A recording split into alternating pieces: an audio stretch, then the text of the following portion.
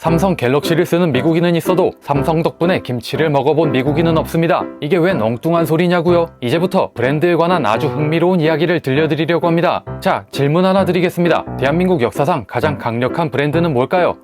대부분은 삼성을 떠올릴 겁니다. 혹은 현대차나 LG를 말하는 분도 있겠죠. 세계 무대에서 활약하고 있는 브랜드들이니까요. 하지만 저는 감히 이렇게 말하고 싶습니다. 대한민국 역사상 가장 강력한 브랜드는 바로 BTS다. 아무리 BTS가 대단해도 삼성하고 비교가 돼? 그냥 K-pop 좀 인기 있다고 너무 과장하는 거 아니야? 걔네 지금 다 군대가 있지 않음?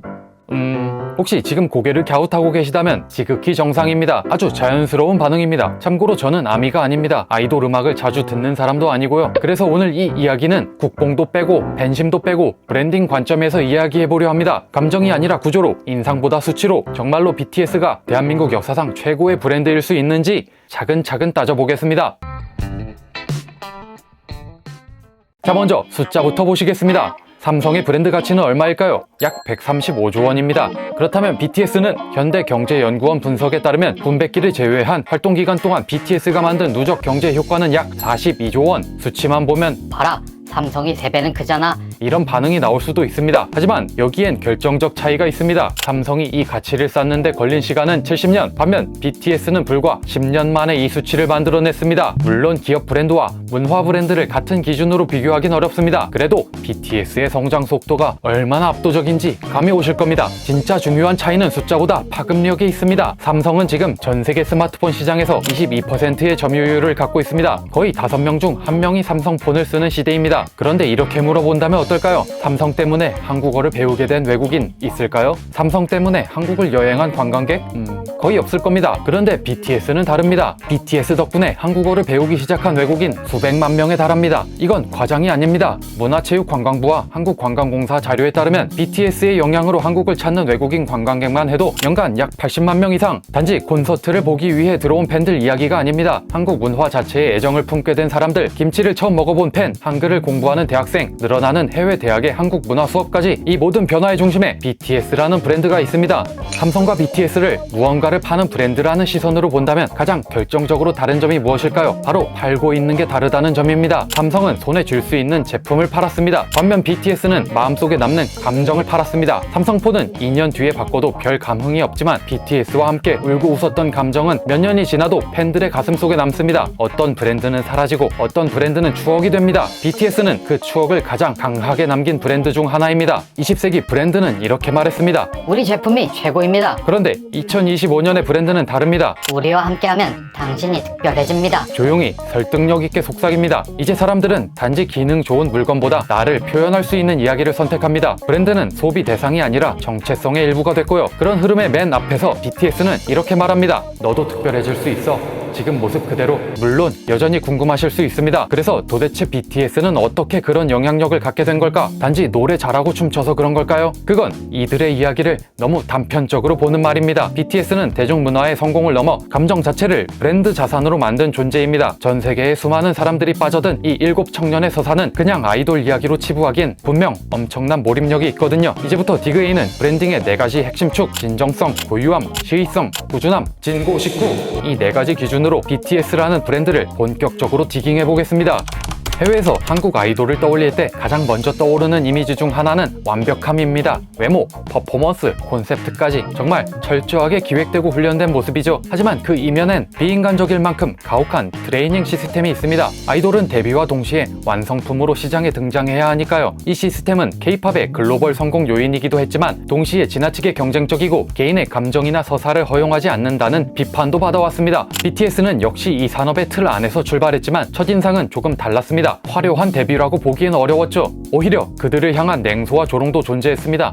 이름이 방탄소년단? 리더 이름이 랩몬스터라고? 진짜야? 중소기획사에서 뛰려는 별짓 다 하네. 이런 말들 당시 온라인 댓글창에는 아주 흔했습니다. 왜냐고요? 당시는 대형 3사 체제가 굳건했고 그 벽을 넘어서는 건 정말 어렵게 느껴졌으니까요. 그런데 BTS는 완벽함 대신 성장이라는 서사를 꺼내 들었습니다. 그리고 그 과정, 즉 불안과 실패, 고민과 열등감을 숨기지 않고 솔직하게 보여줬습니다. 그리고 그들에게 가장 도움이 된 무대는 어떻게 보면 바로 바로 유튜브였습니다. 이건 대본이 아니라 삶에서 우러난 진짜 감정이었습니다. 팬들은 그 안에서 아, 이 사람들 우리랑 다르지 않네. 우리도 같이 성장할 수 있겠네. 라는 정서적 연결을 느끼기 시작했죠. 이건 연예인과 팬의 관계가 아니라 서로의 불완전함을 이해하는 동료에 가까웠습니다. 그리고 그 진정성은 BTS 브랜드의 가장 강력한 무기가 되어줬습니다. 그들은 이후 유튜브의 폭발적 성장과 함께 해외 시장을 통해 본격적으로 눈을 돌리게 됩니다. 그런데 이때 많은 K-POP 그룹들이 채택한 방식과는 달랐습니다. 한국어 가사를 고수했고 자신들만의 정체성과 세계관을 지키며 정면 돌파를 선택했습니다. 결과적으로 BTS의 글로벌 성공은 현지화 없이도 전 세계를 감동시킬 수 있다는 브랜딩의 사례로 남게 됩니다. 그리고 그 진정성이 폭발한 순간 우리는 2018년 UN 총회 연설을 떠올릴 수 있습니다. 무대도 아니었고 조명도 없었고 노래도 없었지만 그 장면은 BTS의 브랜드 철학을 가장 강하게 보여준 순간이었습니다. RM은 연단에 올라 이렇게 말하죠. From across the world.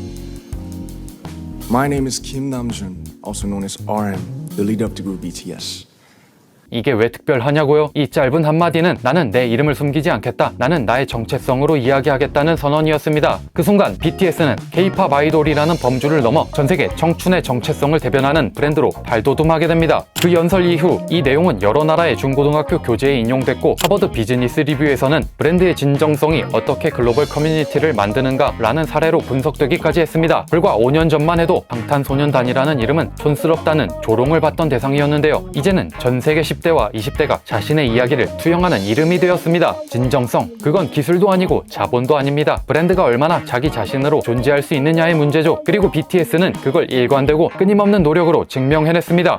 BTS는 시장에 맞춘 브랜드가 아니었습니다. 오히려 시장이 그들의 고유한 방식에 적응하게 만들었죠. 미국의 음악 평론가 제프 벤저민은 BTS를 이렇게 평가했습니다. BTS는 서구화되지 않고도 세계화되는 방법을 보여줬다. 그들은 K-팝이 아니라 BTS 팝이라는 새로운 장르를 만들었다. 빌보드 핫백 차트 1위를 차지한 라이프 고즈온이라는 노래가 있습니다. 이 곡은 대부분의 가사가 한국어로 구성되어 있습니다. 그럼에도 불구하고 전 세계인이 이 노래를 듣고 따라 부르고 공감했습니다. 봄은 기다림을 몰라서 눈치 없이 와버렸어. 이런 시적 표현이 담긴 한국어 문장을 번역 앱을 켜가며 해석하고 더 깊은 애착을 형성한 건 팬들이 먼저였습니다. BTS의 팬 커뮤니티인 아미는 다른 팬덤과는 다른 점이 있습니다. 이들은 노래 가사를 자기 삶에 맞춰 해석했고 청춘, 자아, 사회 문제라는 BTS의 앨범 주제는 언어와 문화를 넘어서 전 세계인들에게 정서적 공감을 일으켰습니다. 중남미, 유럽, 아시아, 중동의 팬들이 한국어를 배우고 가사 해석 노트를 만들고 BTS를 이해하려는 자발적 노력을 시작한 겁니다. 그리고 BTS는 팬들과 함께 하나의 서사 세계관을 만들어갔습니다. 과양연화 시리즈, 러브 유얼셀프 시리즈, 각 앨범은 독립된 작품이지만 모두 연결되어 하나의 유니버스를 구성하죠. 뮤직비디오에 숨겨진 상징, 가사 속 철학적 메시지, 앨범 커버에 담긴 미술사적 레퍼런스까지 아미는 마치 추리소설을 읽듯 그 단서들을 모아 해석하고 이론을 만들고 다른 팬들과 토론하며 콘텐츠를 확장시킵니다. 그리고 BTS의 고유함은 음악뿐 아니라 시각 언어에도 묻어납니다. 초기의 로고는 방탄조끼였지만 비욘드 더 씬이라는 이름으로 확장되면서 두 개의 문이 열리는 형상으로 바뀌었고 그 문을 바라보는 반대편의 시점, 즉 팬덤, 아미의 로고까지 디자인적으로 연결됐습니다. 브랜드와 팬이 서로를 마주보는 시점에서 하나의 시각 아이덴티티로 이어진 겁니다. BTS는 단지 성공한 아티스트가 아닙니다. 그들은 브랜드가 고유함을 통해 어떻게 세계를 설득하고 감동시키고 움직일 수 있는지를 가장 멋지게 보여준 사례입니다. 그리고 그 고유함의 핵심에는 늘 나다움이 있었죠. 기회는 준비된 자에게 온다. 이 흔한 말이 그토록 정확하게 들어맞았던 브랜드가 또 있을까요? BTS는 이 말을 그대로 증명한 그룹입니다. 데뷔 초기부터 그들은 팬들과 활발히 SNS로 소통해왔습니다. 일상, 감정, 고민, 웃음, 무대 밖의 모습까지 꾸밈없이 공유했죠. 그래서 대유튜브 시대가 도래했을 때 가장 큰 수혜자는 BTS였습니다. SNS 시대의 핵심은 두 가지죠. 즉시성, 그리고 진정성. BTS는 단지 뮤직비디오를 올리는데 그치지 않았습니다. 유튜브에는 방탄밤이라 불리는 무대 뒤 짧은 영상, 연습실 모습, 일상 에피소드가 수백 개 이상 업로드됐고 팬들은 친밀감이 아닌 함께 성장한다는 감각을 느꼈습니다. 거기에 실시간 스트리밍 플랫폼 브이라이브, 그리고 2019년에는 아예 독자적인 플랫폼인 위버스까지 만들며 BTS는 아티스트 팬 간 직접 연결 구조를 브랜드 전략으로 고도화시켰습니다. 위버스는 일방 통행의 커뮤니티가 아니라 팬들이 브랜드 운영에 직접 참여하는 시스템으로 발전하게 되죠. 또한 BTS는 소통을 하나의 문화로 만든 전략을 펼쳤습니다. MZ세대가 중요하게 여기는 가치, 평등, 자아성찰, 다양성을 정확하게 읽어낸 BTS는 러브 마이셀프라는 캠페인을 통해 자기 수용과 정신 건강을 일상의 언어로 전달했습니다. 팬들은 이 메시지를 SNS에서 공유하고 밈을 만들고 자조 영상을 만들며 그 브랜드 철학을 하나의 문화 운동처럼 확산시켰습니다. 세상이 불확실성으로 덮여가던 시기, 누군가는 이렇게 말했습니다. 당신은 혼자가 아니에요. 우리도 당신과 같습니다. BTS는 그렇게 한 아이돌을 넘어서 하나의 시대를 대표하는 K-팝의 상징이 되었습니다. 그건 단지 운도 아니고 우연도 아니었습니다. 시대가 그들을 원했고 그들은 준비되어 있었습니다. 우리는 가수나 배우 같은 아티스트를 스타라고 부릅니다. 그들 중엔 잠깐 반짝이고 사라지는 별똥별 같은 존재도 있습니다. 하지만 10년 넘게 한결같은 메시지를 유지하는 일, 이건 인기의 문제가 아닙니다. 그 자체로 하나의 브랜드 전략이자 신념의 증거입니다. BTS는 데뷔 이후부터 지금까지 하나의 브랜드로서 정체성과 메시지를 잃지 않는 방식으로 움직여왔습니다. 다른 그룹들이 콘셉트를 바꾸고 이미지를 리셋할 때 BTS는 멤버 개인의 활동과 팀의 철학을 하나의 브랜드처럼 장기적으로 설계했습니다. 그건 단지 기획력의 결과라기보다 아티스트와 제작자 사이에 깊은 신뢰 없이는 절대 가능하지 않은 일이었을 겁니다. 그리고 우리는 한 가지 흥미로운 경험을 했습니다. 바로 군백기라는 공백기조차 BTS는 브랜드의 일부로 만들어냈다는 사실입니다. 활동은 잠시 멈췄지만 팬들과의 연결은 끊기지 않았습니다. 위버스, 브이라이브, 편지, 메시지, 팬 페스티벌, 그 모든 방식들이 연결고리가 되었고 사람들은 여전히 BTS 유니버스 안에서 살아가고 있었습니다. 놀랍게도 BTS 없는 BTS 시대는 오히려 더 큰 기대감과 상상력을 만들어내는 시간이 됐습니다. 그리고 이제 멤버 전원이 전역하며 BTS는 내년 봄 컴백을 예고했습니다. 그들은 지금 또 하나의 새로운 챕터를 수려하고 있고 전 세계는 그들의 다음 브랜드 전략을 다시 주목하기 시작했습니다.